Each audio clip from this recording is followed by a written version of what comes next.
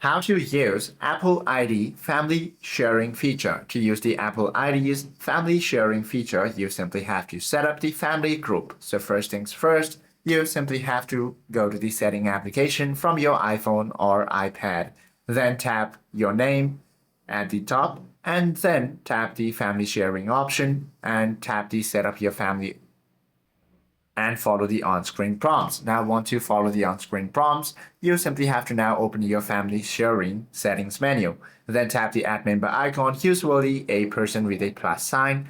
Then proceed to invite other members by sending invitation via messages, mail, or in person. If you have children under 13, you can simply proceed to create a child account. And then turn on the shared features by accessing your settings panel by tapping on your name and going to the family sharing option. From there, you can use the purchase sharing, iCloud storage, location sharing, as well as subscriptions. Hope this video helps you out a lot. If you have any questions or queries, do comment down below.